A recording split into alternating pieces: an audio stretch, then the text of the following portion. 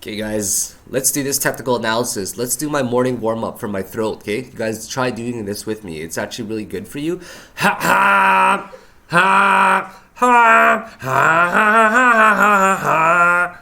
Okay guys? You guys like that? Sarah, stop laughing at me, why don't you, okay? This is serious stuff. We're dealing with billion-dollar market cap coins right now. And I don't need you laughing at me when I'm getting ready to do a technical analysis, okay? Silence. Okay, you guys know what's really good about today? What's really good about today is Sarah's gonna finally go home. She's gonna go stay at her place in Kasi for about 2 days, okay? So it's actually a really good feeling to know that I'm actually gonna have my own space a little bit. I've been wanting this, like, you know, after the first day she got here a few weeks ago, I was like, wow, when's this gonna happen? And it's finally coming to fruition. No, I'm just joking, guys. She's got to go back home to Kasi to get a little bit more clothing because we have a date planned to Montpellier. We're gonna head to Montpellier to go see Cirque du Soleil. Why not? When in France, go see Cirque du Soleil. It's actually a Canadian production out of Montreal, if you guys don't know. So anyways, woo! Let's get into this Bitcoin technical analysis with Sir Philakone Crypto, okay? First thing that you guys always want to do is go to Coin Market Cap, where we're going to see how this 24-hour is trending and see what kind of market cap we actually have. Look at that gigantic market cap. It's $128 billion. It's impossible, said all the bulls out there. The perma bulls were like, there's no way we're going to drop below $200 billion. And here we are, trending below the trending below $200 billion. What is Sir Philakone's bias? Sir Philakone's bias is up $90 already this morning. Yesterday I was up an easy $500 of doing nothing whatsoever. And I'm actually going to be day trading quite a bit. I'm not going to be playing any big positions whatsoever because I realized that when I'm playing these $30,000 to $50,000 positions, I don't have time to monitor them. So I'm just going to get a little bit of a taste, guys, okay? Just get a little bit of a taste just to feel like I'm still in the game right now and hold this short position until we hit much lower than the expected.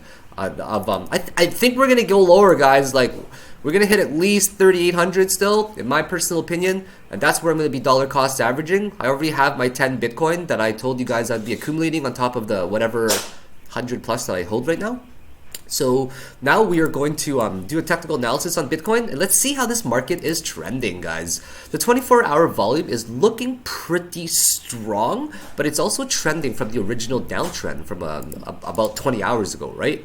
So always click on the historical data right here, and what you're seeing is for the past 3 days prior to yesterday, between the 22nd and the 24th, we see it trending between $4.5 to $4.6 billion. And then bam, $6.8 billion. That's quite a bit of volume injected into the market, right? And then now we see it at $6.2 billion with about 24 hours left to go for the daily candle close. And with this type of volume, it's indicating that we are getting some steady accumulation right now. So you think of Dow Theory, okay? For the people that are unfamiliar with Dow Theory, there's the accumulation phase, and then there's the public participation phase, and of course there's the excess phase as well, right? Where buyers, and especially institutions or larger whales, they will be accumulating during this accumulation phase. And of course, they're not going to be spiking the market up. They're going to buy in micro amounts. And when this happens, there's the public participation phase where the volume finally does start to pick up and you guys actually notice it, right? And then bam, there's the excess phase. And you know what the excess phase is really good for? It's really good for when you see wave 1 going up, the wave 2 going down, and you see the breakout for the wave 3. And the reason why you're seeing these gigantic impulse waves up, and according to Elliot Wave theory, what they say is wave 3 is often the longest and never the shortest. And one of the big reasons why wave 3 is the longest is because of that excess phase, according to Dow Theory. So Dow Theory ends up spiking the market up, okay?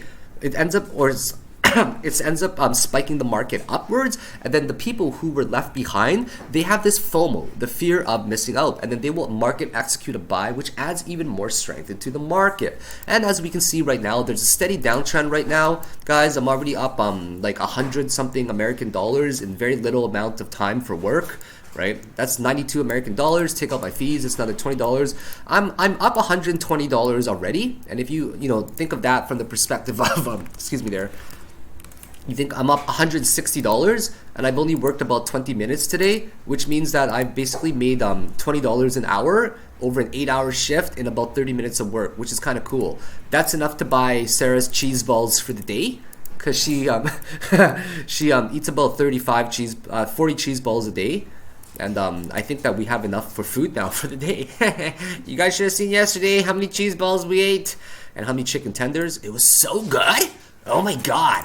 But today I'm just going for a very, very what's the word? Modest profit of 200 American dollars.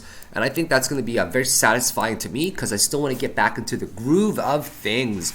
And you guys notice right now we're trending near the wave 1 territory. And let's talk about a few things right now, okay? Let's talk about the short table first of all, trending on the daily chart, okay? This is the USD short table for Bitcoin, and it's very important to make note of these structures because what we're finding is that, for example, since March, right, or April of 2018, every time we get between 34 to 40,000 Bitcoin short positions, the bulls actually end up liquidating the bears. So what this means is that when we reach enough short positions by the bears where they accumulate, the bulls like to market execute buy or stack up their bids in massive amounts, so it drives the market upwards. And the reason they do that is because they acknowledge the fact that the bears are actually in short positions. And when they are in short positions, what happens is they have to close their short positions by buying, which adds a lot of strength in the market. And when this happens, the market spikes up. That's why we saw a gigantic uptrend between 3,700 all the way up to 4,200 roughly. That's a $500 or 15% uptrend in the 24-hour day. That's pretty huge, right? So if you guys see what happened right here, we ended up breaching the 35,000 range for the Bitcoin shorts, right? We couldn't really make it up to the 40K like I thought we would, but they just simply ended up getting liquidated. And if you guys see this right here, we ended up liquidating literally 14% of the short positions, which was nice. And you'll actually see a directly proportional graph as well, right? So you kind of see it right here, right? You see a big surge right there of like 20-something%, and then you see a massive downtrend over here as well. Actually, you end up seeing it right here, right? Right there. It ended up spiking about 10%. So Bitcoin longs versus Bitcoin shorts right now, we've got about 27,000 Bitcoins in a long position, and we have about 31,000 Bitcoins in a short position right now. So it's looking very, very even, where the bulls are not getting decimated right now, okay?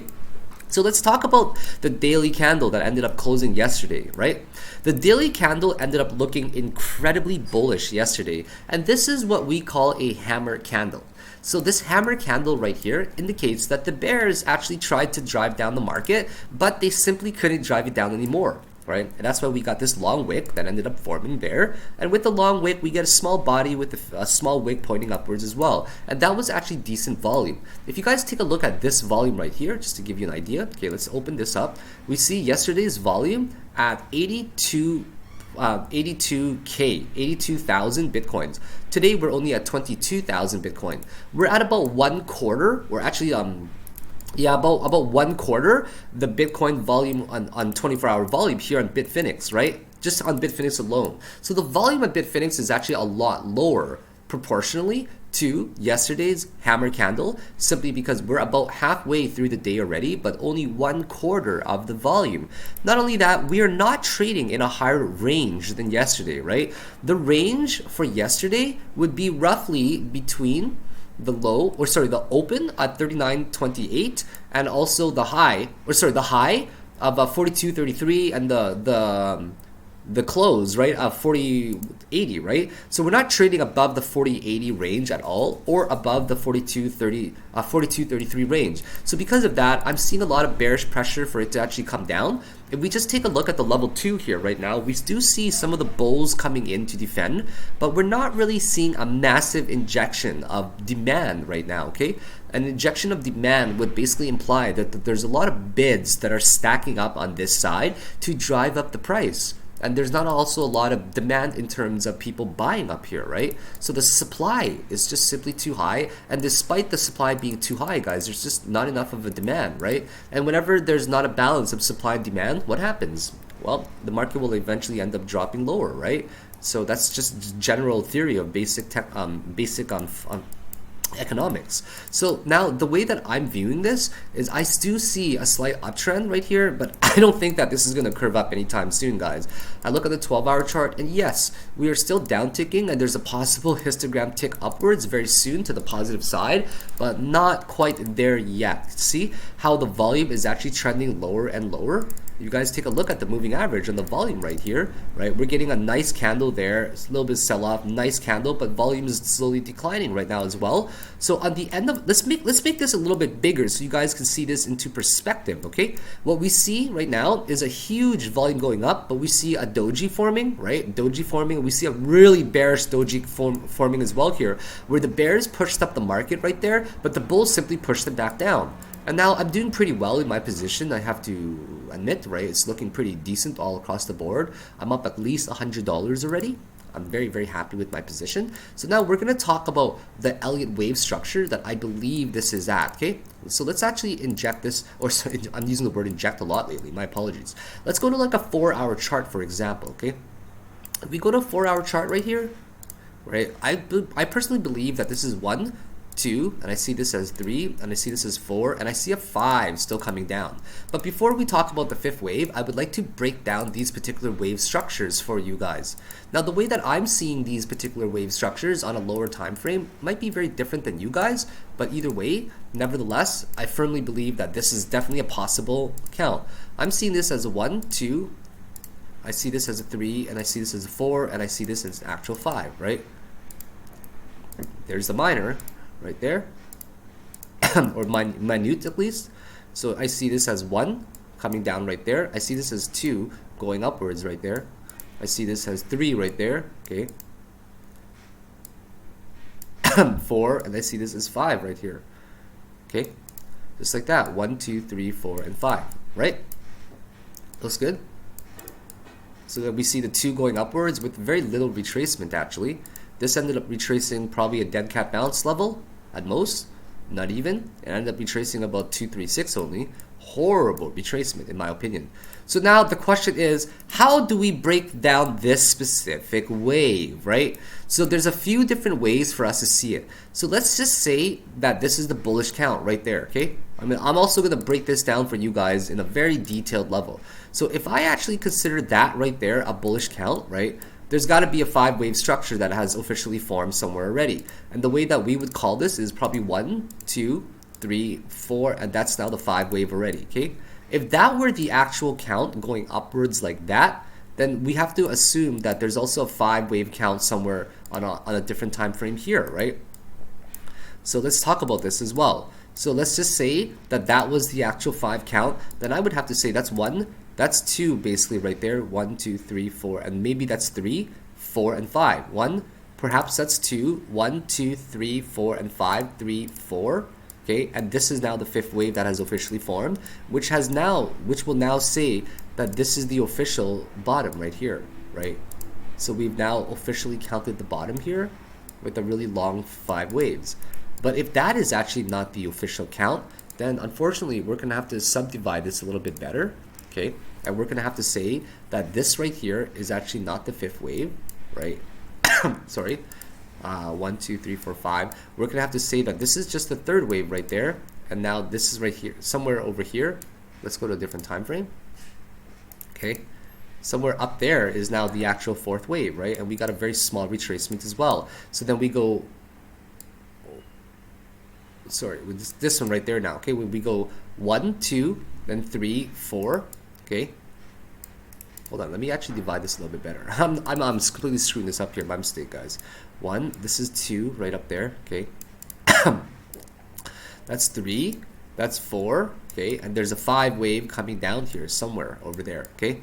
And the way that we would end up subdividing this is perhaps 1, 2, 3, and that's a 4, and this is a 5 somewhere down over here. Now the 5th wave can come in many shapes and forms, and let's talk about this as well, okay, coming downwards. So we get 5 waves coming down here like this, and this can subdivide into many different types of structures. Now the way that we can subdivide this is like this. Let's check this out right here, okay. So the 5th wave can be truncated, which means it doesn't fall short, or sorry, it falls short of wave 3 territory just by a little bit.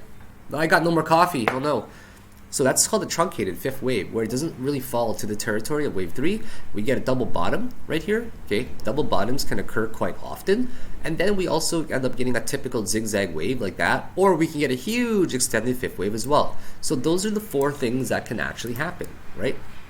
So now, let's just say that we didn't finish it yet. Well, just based on these numbers, if we were to get a typical extension, right?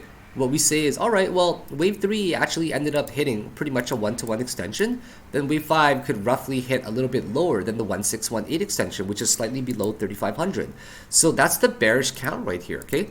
That's the absolute bearish count, in my opinion, where we're going to hit roughly the 3500 region. And then we're also going to take a look at the daily chart over here, okay? We take a look at the daily chart, and what we say to ourselves is this. We say to ourselves that, all right, this is going to be a very viable point, okay? Right in between this specific structure, in my opinion. Right? So we take a look at these regions right here, where that right there was a resistance, or that right there was a support, and right here was actually a resistance right here, okay? So this resistance turns into a support, and this support remains a support. Right? So is it logical for us to actually assume that the bottom is somewhere between 3,000 and 3,500? Absolutely, that's logical. And based on the Elliot Wave count as well, is it also possible to deduce that that is exactly where it's going to end up going, right? Because if I also do an additional extension right here, where I'm counting this as 1, 2, and I see this as 3, 4, and is it possible to land somewhere in that region? Absolutely. So let's take a look at this one more time, where I'm doing a fib extension target, where we say that, okay, wave 3 hits a 1-to-1 target, right? Wave 3 hits a 1-to-1 target, roughly lower than there, and we say 1618 could be the next viable target for the wave 5 coming down. So is it possible to just easily assume that 1618 to 2618 is a viable target? Absolutely, it is, guys, okay? So now let's micro-analyze this on a smaller level, okay? So what we want to say is that so what we are assuming is that this is the ABC structure going upwards, okay? That is the ABC structure going upwards, and also what we are saying is that this is like a 1, 2, 3, 4, 5. Like I don't really know what kind of wave this is, right? But we're just gonna say that that could be an ABC, and this could be the first coming down right here, okay? So what we're saying somewhere in this structure is that's a 1, 2, and this is a 3, and that's a 4, and there's the 5th wave that I was talking about going down lower, right? So is that really possible? Yeah, it is. And why do we say that? Okay, we say it because on an uptrend, okay, where we're going 1, 2, 3, 4, and 5 like that, what we're saying is that we're going to treat lots of notifications. This is going off right now. On an uptrend, we say that the wave 4 territory usually does not overlap the wave 1 territory by more than a wick in a highly leveraged market, right? So we're going to assume that this right here will act as a resistance, so the wave 4 bounces off of it. And the opposite also applies in a bearish market on the downtrend, okay? So let me show you guys right here. On the downtrend, we say that this is a 1, 2, 3, and a 4, and a 5 coming downwards like this, okay? And we say to ourselves that this is most likely going to be a really strong resistance at this point, right there, okay? Yeah. So we see this is a 1, 2, 3, 4, 5, and when the wave 4 ends up going upwards up there, well, it's pretty easy to deduce that the wave 1 territory will act as a resistance, right? So then what we're simply seeing right here is that, well, right here, wave 1 territory acted as a pretty nice resistance, right? And by the way, guys, I'm up 121 American dollars, which is pretty decent. Actually 150 if you factor out my fees, right? Which will be pretty much 0. So now we say, all right, well, this wave 1 territory actually acted as a resistance for the wave 4 territory. So how could we not assume, right? How could we not assume that it's just ABC going upwards? So now I'm just gonna assume this, right? I'm gonna assume all the way up to up here, actually, like the same range. So right here in this region, we're just gonna call it, okay, like where if it were to land right here, I will call this the truncated 5th wave, right? And then right around here, right, this would be pretty much a double bottom, we'll say, okay. I'm gonna write here as well, double bottom.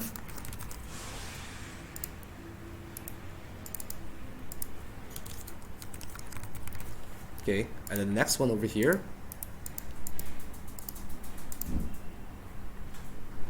right around here would be the double bottom, right? So the truncated fifth would be somewhere like up there. The double bottom would be somewhere right there, right? And then we get, for example, a typical zigzag structure with 1618 rough projection. Okay, that would be like a pretty rough estimate. And then here, you know, roughly this range, we would get the extended fifth. So does this make sense, guys? Where there's 4 possible scenarios. So if you're a trader, you have to think of it from the perspective of trying to evaluate things from multiple perspectives. This way, you are prepared for every scenario that can happen, right? So yeah, this is the reason I entered the position, right? I'm now up $208 already, which is kind of amazing. No, I don't want to close my short. No! I ended up making $200 already. I didn't mean to do that, guys. Damn it. This really sucks, man. Unbelievable. I did not mean to close my short position right there already. Oh well, c'est la vie. Alright guys, so I actually ended up taking my profit here already, which is really funny, right? I didn't mean to take my profit, so you guys can take a look right here. I took at 3941 right here, right? And it was actually, I tweeted as well, it was for a $200 profit. And yesterday I was up like 520 American, so I'm up about $1,000 Canadian. I always think about it from the perspective of Canadian dollars, right? Because I'm Canadian. And yeah, it feels really good, guys, to be up 1,000 or Canadian dollars in literally 24 hours of trading. Like, I just put into perspective of how, like, I used to work in the engineering industry. And, you know, I used to be like a territory manager for brands like Sharp and stuff as well, designing chill beams. And I would hustle my butt off, you know, to make $1,000. And here I am, just sitting at home, stretching, scratching my balls, picking my butt, you know, just doing those nice things. Feels really good to be able to make $1,000 whenever I actually try. Yeah, anyways, so, you know, I don't say these things to like brag or anything. It's just to put into perspective, right?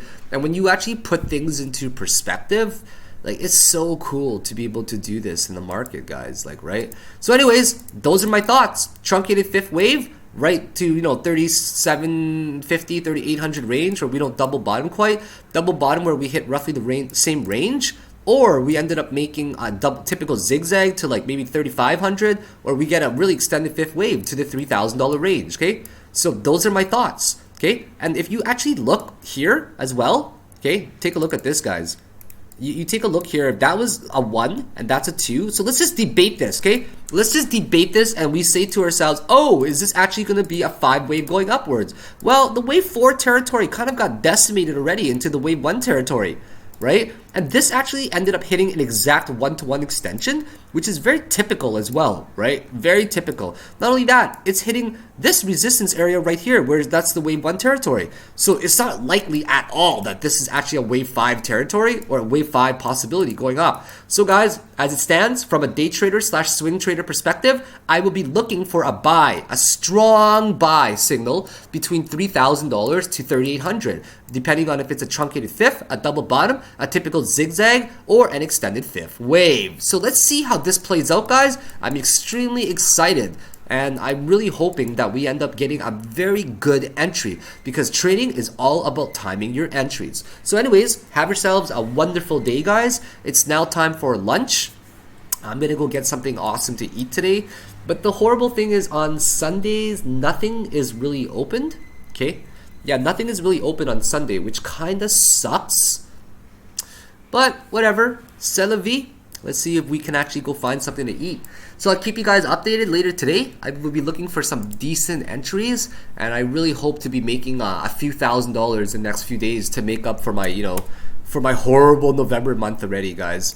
I've had a horrible November month because I've barely put any effort into trading. My attention is completely somewhere else right now, in terms of just enjoying my vacation, etc. Right? So yeah, I hope you guys have been staying very cautious in the market. I appreciate all the love and the support that you guys have given me thus far. Make sure that you guys are clicking on the notification button on both YouTube and on Twitter to keep up to date with my real-time updates that I like to give often. Make sure you guys are liking my video if you guys absolutely love it, and also keep in mind, guys, that I will be opening a support group very soon, and the support group will be I think about $200 running for 4 months, which is like $50 a month. But you guys are going to be able to approach me with any questions for the support group in terms of questions related to the course 1 or course 2. You guys are going to have tons of one-on-one time with me. You guys are going to do your own technical analysis for your own coin that you are trading, and I'm going to give you loose advice. And because my time is very precious to me, and I also respect your time,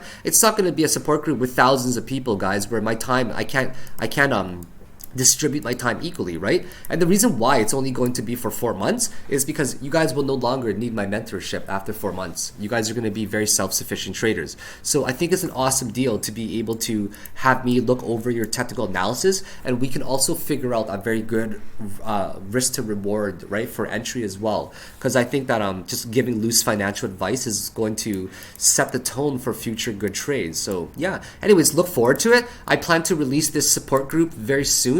Roughly December, maybe, like definitely before Christmas. I just want to be very sure of that, you guys know that, okay? Because I plan to head back to my home city December the 13th, and once I do that, I'm going to be hammering out the details with my admin team. So have yourselves a great day, baby whales. Stay cautious in the market, and let's look for this bounce together now. Bye now. Take care.